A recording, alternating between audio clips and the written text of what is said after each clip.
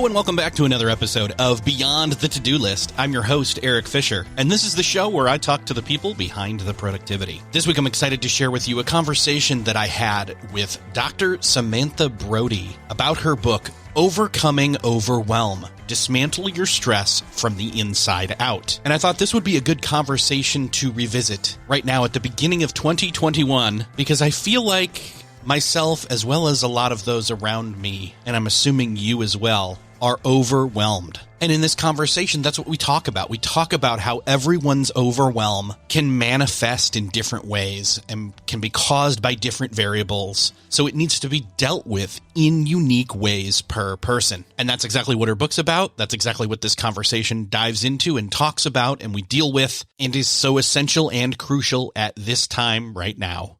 So I'll get out of the way and just say, enjoy this conversation with Dr. Samantha Brody. This week, it is my privilege to welcome to the show Dr. Samantha Brody. Welcome to the show.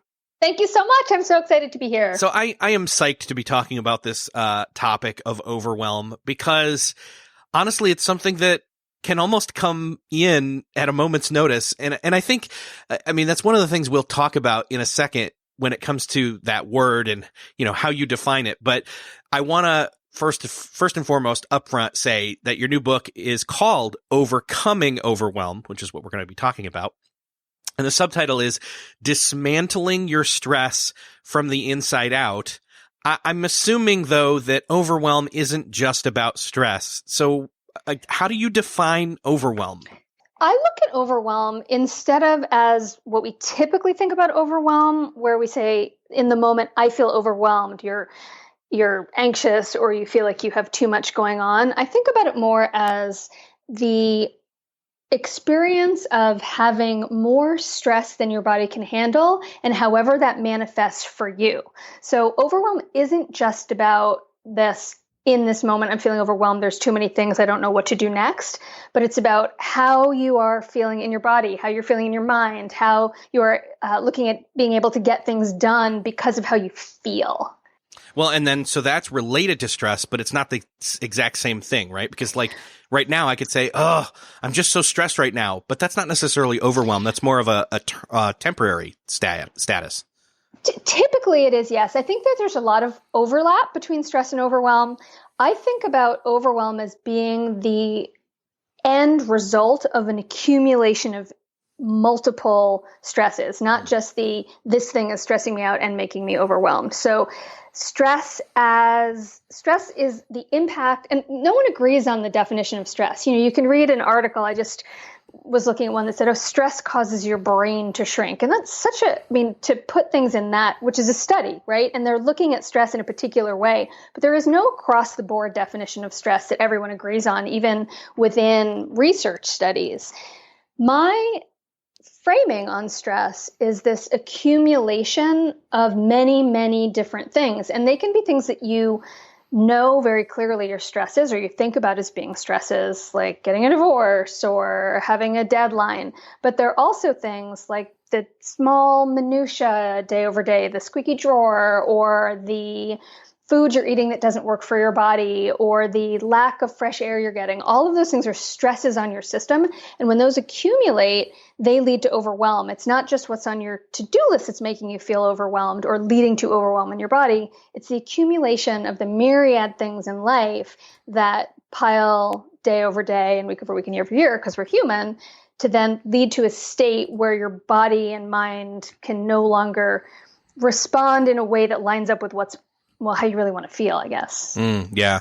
Well, and to me, when I hear overwhelm, I just think, like you were kind of listing off, there's all these different areas of life. There's all these different, dimensions. And when we have, accumulated too many stresses across the board, and I want to say, like, normally, at least for my personal experience, when those stresses pile up in all those different areas, or even just piled up incredibly high in one or two specific ones, it's because I've overcommitted. I've said yes to too many things. So commonly.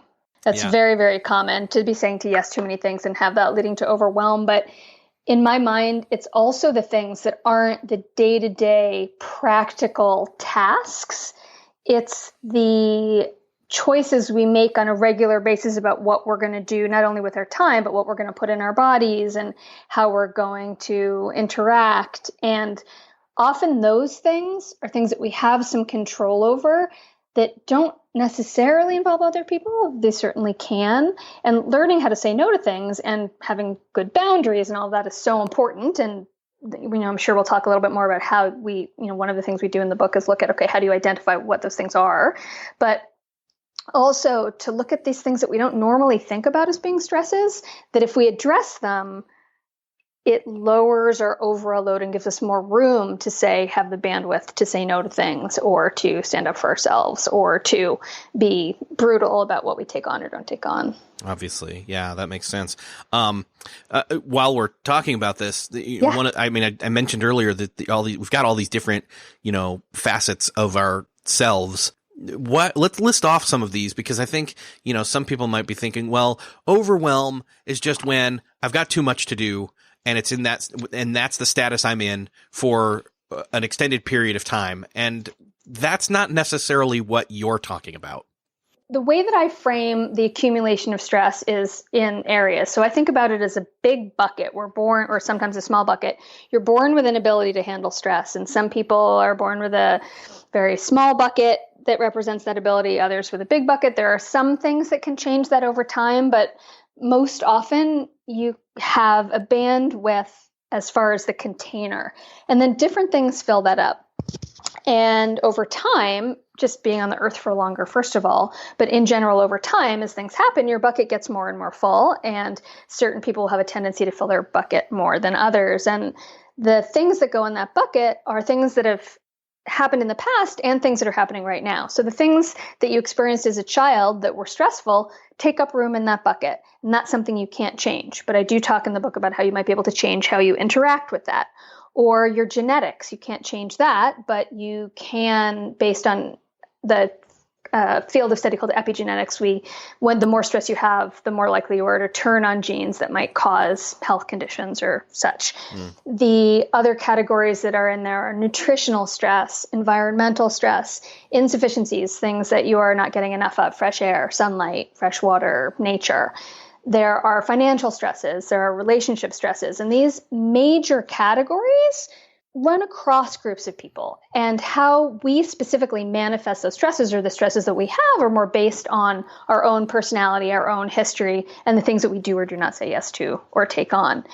And the way that I look at it and have people dismantle it is to be able to really identify what the stresses are that are accumulating for them in their bucket, and then look at what is most important to them and how they want to feel. So you can look at, all right, what can I get out of this bucket that is going to be the easiest way to do that, and with the least amount of effort and with the most impact. Sometimes we're going after the wrong things when we're trying to decrease our stress. We're going after the thing that seems most obvious, even though really cumulatively, if you addressed a bunch of smaller things, you would have more benefit. Yeah. Yeah. And that's kind of what I'm talking about when I say that, like, most people, when they're listening to this conversation and they're thinking about, the possibility of them being overwhelmed, they're thinking of it more from like either a workplace scenario or from a home environment kind of a scenario, right, or a meshing of the both of those, but they're not thinking about their relationships, although that plays into home. That actually also plays into work. In other words, what I'm saying is they are all interconnected, and it's hard to pull them all apart and just say, okay, it's these two areas I'm overwhelmed in and the rest are normal. It's really kind of probably an accumulation of all of them kind of together. Yeah, it's an accumulation. And even if it's not, thinking about overwhelm and the way it manifests, I was doing another interview recently, and a woman was saying, well, I never feel overwhelmed. And then we started talking a little bit more. That's just not a word that she identifies with per se, but she does get very tired.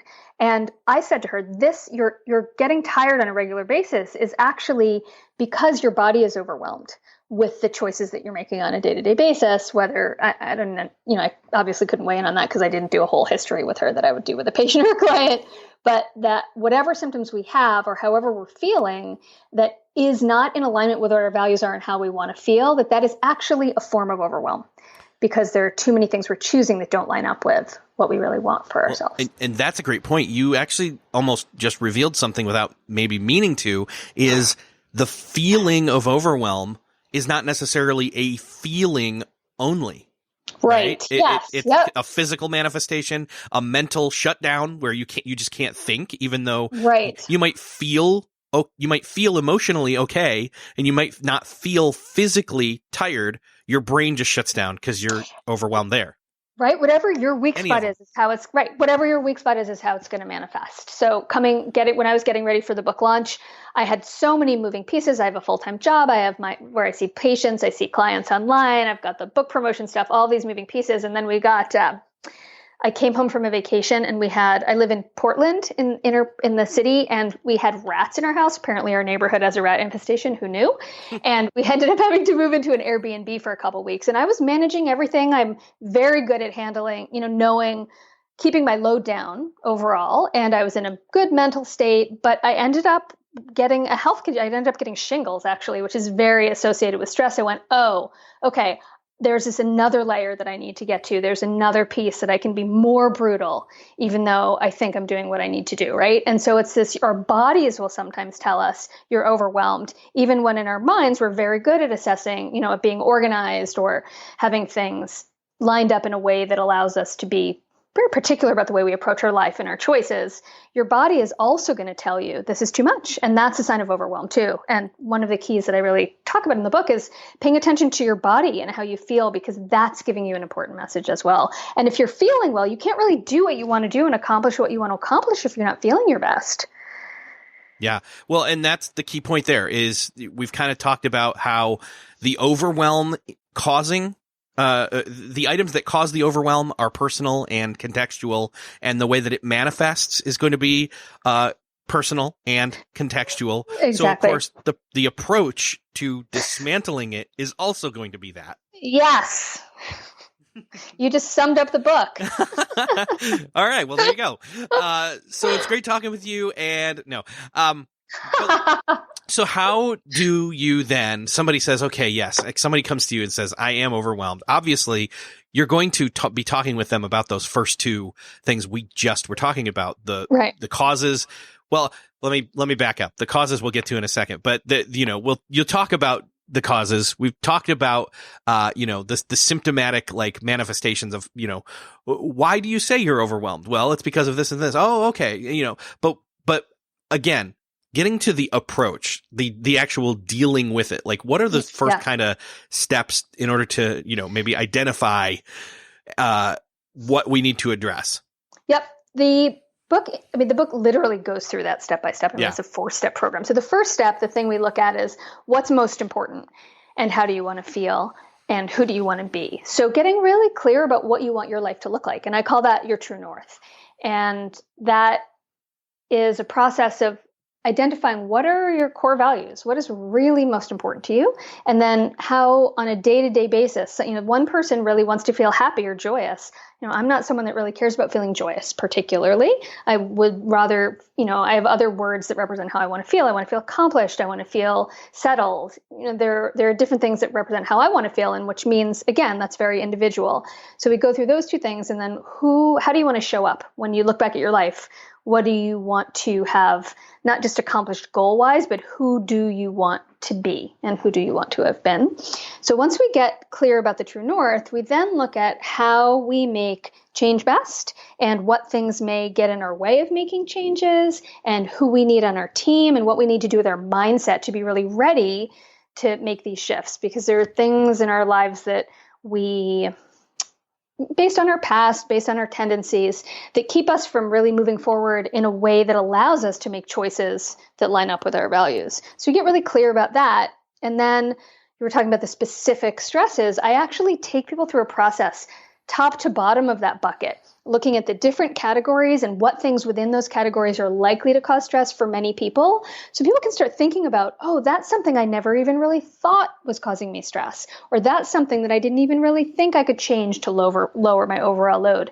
And The risk, of course, in going through all of that is feeling overwhelmed, right? There are so many things.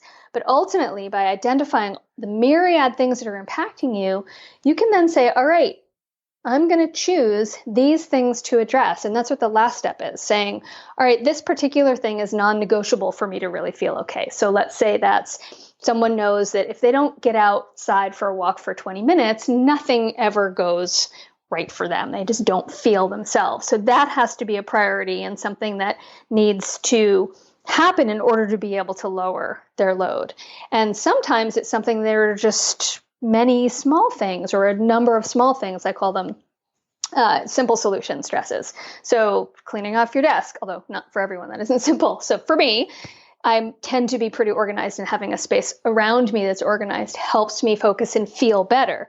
And it's a 20-minute job I do every morning because things explode over the entire day. And that one thing changes the way I feel so profoundly. Or for someone else, it may be saying, okay, I took the quarter round out of my kitchen 6 months ago. I'm going to just go ahead and put that back up because every time I look at it, it gets me stressed, or I'm going to hire someone to do that. So the getting clear on what's important, looking at how you make change best, identifying the stresses, and then very specific process on what is most important for you to do right now.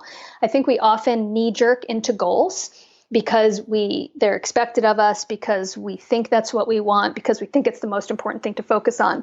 But often when we do that without really taking the time to deeply, deeply understand what and why, we can end up going down this path and ending up somewhere that isn't really where we wanted to be in the first place. As you were talking about like the quarter round and other, and the cleaning of your desk, those are almost like the quick release valve to relieve the pressure. That's a great way to put that. Yeah. you know? So, and I mean, in productivity, we talk about this all the time. It's called like the quick win, because if you suddenly realize that the thing that you're afraid to tackle, or the list of things that you're afraid to tackle, if you were to check 1, 2, 3 of them off because you've identified them as lowest hanging fruit of 2 to 3 minute things, when you really sit and identify them, then it's easier to say, whoa, my 10 item list for today is now down to 6 or 7. Right. Like, whoa. Right. Exactly. Yep. I call that a to-do hit list. And so taking the things off of your to-do list that are going to take less than 10 minutes, the 1 to 2 minute things are even easier. Yeah. And then scheduling, I have people actually look to schedule time to say, all right, this is going to be an hour a week of hit list items. So you can just wipe the slate clean there. Yeah, well, exactly. and so let me give you an example here. Okay. One of the things I've been trying to do, we've been in our house now for, let me say this. We're recording in December. Book comes out in January. We moved in April of 2017. So we're almost coming up on 2 years. And, with a new house, it's great to be able to do as much as you can when you first move in, but you can't not live there. And so, what I've been trying to do is just say, okay, what's the one project, that I either can complete, each weekend? Like take 1 to 2 hours each weekend and move something forward, or complete, and just see what that is. Right. And the other, you can also, for that type of thing, think outside the box. And so one of the things that we do, and my house was built in the 1909. And so the projects we often have a good intention to do a project, and it turns out that your thing that you thought would take a couple hours on the weekend is a much bigger job. Yes. And so my husband and I, if we have a project that we've been wanting to get done for X period of time, and it depends what the project is up front, we'll say, if we don't get it done by this time, we're going to budget to have someone else do it. Yeah. Yeah. Getting help from somebody else, even if you have to pay for it. Right. And thinking outside the box, right? Is there a way to get this thing that's important to me done if I'm continually, the things that stay on your to-do list, either you take it off or you figure out a way around it. Yeah. It's kind of a question then about it's not about how much is the project worth to you to pay somebody to do it. It's that, but also how much is it worth to you to pay somebody to take that stress out of your life?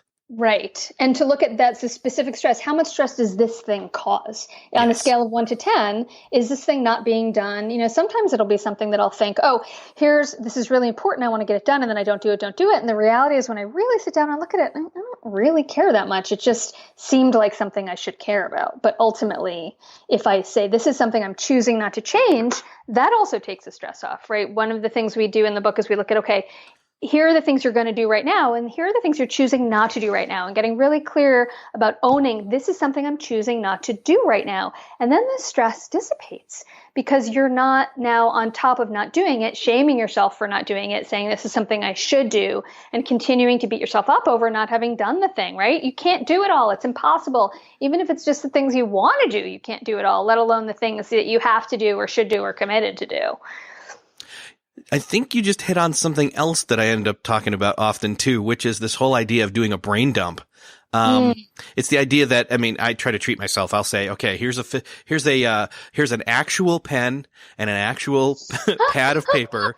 I'm sitting down at a coffee shop with a nice, fancy coffee, and I'm going to sit here and, I've made my brain more awake, and now anything that's bothering me, I'm going to write down all the different things that I know that I should be doing or want to be doing, whether it's, so-and-so's birthday's coming up, or, I really want to start writing this book, or I have an idea for a podcast, or, and you just start writing those things down, because honestly, half the time, not even having, first an awareness, or two, a clarity on those items that are, in our subconscious.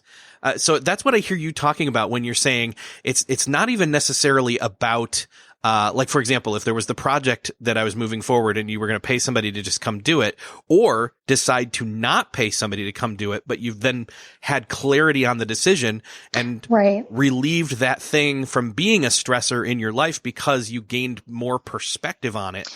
Exactly. So that's where my head went when you said that. Yeah, exactly. And so one of the things that I try to do in the section of the book where we're enumerating stresses is to guide people through kind of the brain dump is the things that are milling about there, but these are things that we kind of make an extra effort to dig out of there that are bothering us, but that they didn't kind of make it onto that list or into the brain dump because we didn't go, oh yeah, that thing.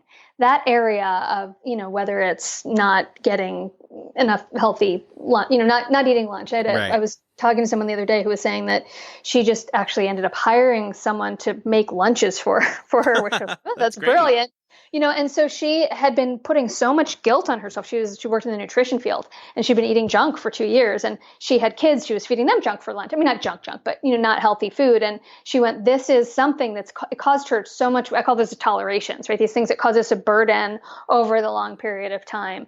And, she knew to feel badly about that, but to come up with a solution of, a variety of solutions around those types of things that we might not even realize how much they're weighing on us. Mm-hmm. Yeah. Well, and I think that's the whole key as you walk us through the things in the book is finding, again, not only the awareness of our stresses, but the solutions to those stresses. And I know in the book you say that it's easier for us to identify the things that the negatives that are in our lives versus the positives, the things we do want, the true north, as you kind of alluded to earlier.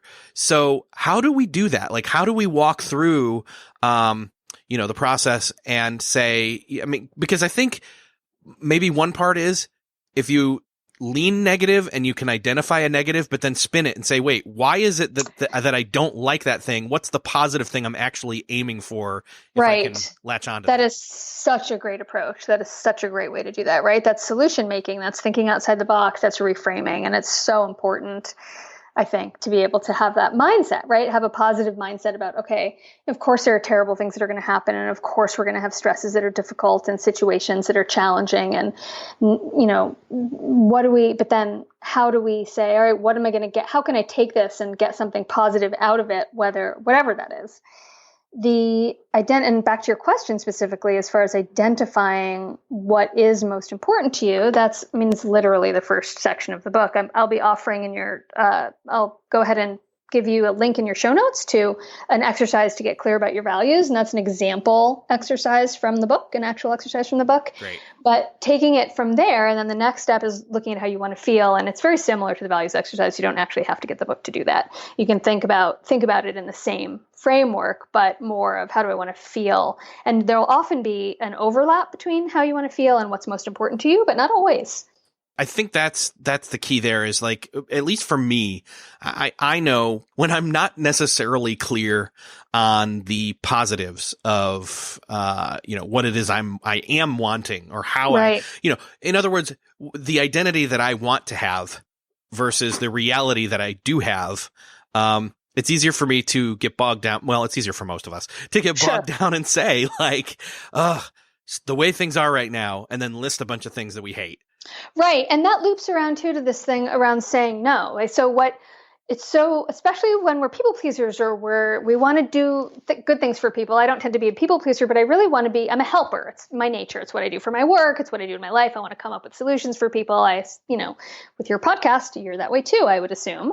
And the tendency then is to, again, you can easily overcommit, get overwhelmed, try to do too much. But if we are keeping in mind what our true north values are, and I mean, literally, you can look at them on a note card and say, does this choice line up with what's important to me, how I want to feel, and who I want to be? And if the answer is no, then, that it's a no. It's straight up a no. And figuring out how you're going to interact with that. And sometimes it's things that you've already committed to that you can say, this is something that I know I said I was going to do this. I'm actually not going to be able to. Will that have a huge impact on you? Because I think sometimes we're so worried about hurting and upsetting other people that we don't even take into consideration that it might be no problem at all.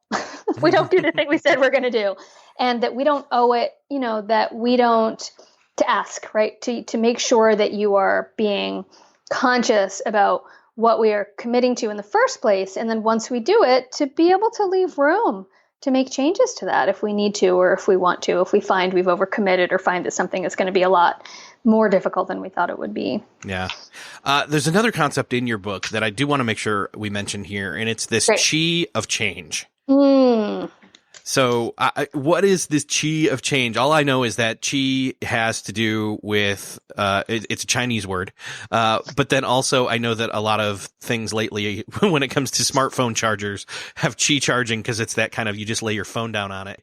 The chi of change is how we make change best as an individual. So some people make change best quickly. Other people make change best slowly. Some people do better with accountability. Other people really are internally motivated to make changes. And so getting really clear about how you make change best, because there's no prescriptive way that's going to work for everyone. It just, if there were, then we would all be living our lives exactly the way we want to be. It just doesn't work like that. There is no one answer. The original name of my book was The Answer Is There Is No Answer when I was first working on the proposal. And the first agent I talked to said, that's the worst book name I've ever heard. Because he's like, people want an answer. And I said, well, but the point is there's no one answer. He's like, okay, whatever, still change the name of the book.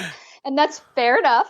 But it's really true that we all make change differently. We all have had different experiences that impact us, that our subconscious is going to lay over what our past experience is on our current experience. There are different ways that we've had success in the past. So looking at how we make change best and how we're going to best support ourselves and set ourselves up to be able to make the changes that are really in alignment with our own values. How do we live the life that's in alignment with our own values so we can accomplish and be the people who we want to be? Yeah, it's unique. In other words, it's like we've been talking about this whole time. It's, your stresses are unique.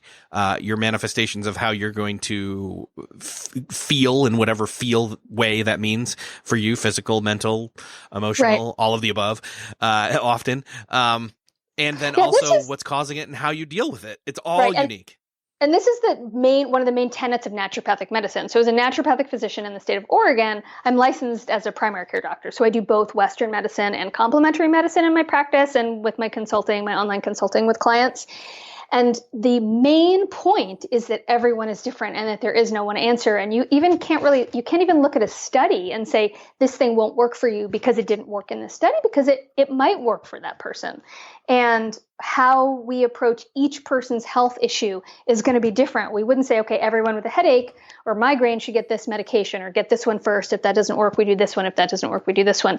We look at the underlying causative factors. We look at the holistic picture. We look at the accumulation of what has impacted that person and how they're going to really be able to, I don't like to use the word succeed, because I don't feel like you can fail at self-care, because it is a process, and it is important to be able to not accomplish something and say that wasn't a failure. It was a learning experience to understand better how I'm going to do this in the future, or to understand that this wasn't something important in the first place. Right. Yeah. Because again, it's not necessarily a failure. It's more of an experiment with data that came out the other end. And now you know which way to test other directions. Yes, exactly. So very cool. Again, it's uniqueness. Like people who are listening to this at the beginning of the year 2019, as it's coming upon us, many of them are out there listening, and they are not necessarily aware of their overwhelm, or they're not necessarily willing to admit they're overwhelmed. They may be aware of it. And I want to start pointing people to where, one, they can grab the book, but two, again, like we said, we'll link up in the show notes. What was it you said? I know that you described it. Yeah, so it's the first exercise in the True North chapter. Yes. So it's identifying what your core values are. And there'll also be a sample chapter too. Yeah, so there you go. So what we're going to do is we will link up to those things in the show notes for this episode, so you'll be able to go over to that, and I'll have provided the link to that specifically in the intro, as well as right when I'm done here. And it'll be awesome. It'll be beyondthetodolist.com/250, 60 something episode number. And that's where you'll be able to find those things. But Dr. Samantha Brody, I am just kind of, this has been great talking with you. I can't wait for people to jump in and start to move through this process of dismantling stress. Thank you so much. I really appreciate you having me. Yeah. So thank you so much for being here. Thank you for having me. Well, that's another podcast crossed off your podcast listening to-do list. I hope that you enjoyed this conversation with Dr. Samantha Brody, and I hope that you got something out of this in terms of identifying the causes of your overwhelm, and can start to do some of the homework that you need to do to overcome it. If you did and are working on it, would you do me the favor of thinking of somebody else who also needs to hear this conversation and sharing it with them? You can do that by hitting the share button on your podcast player app of choice, wherever you're listening to this right now, or heading on over to the show notes and hitting the share button from there at beyondthetodolist.com. Make sure to subscribe if you haven't already. We've got lots of great conversations coming up in the near future, and lots of great things planned for this year. Thanks again for sharing. Thanks for listening, and I'll see you next episode.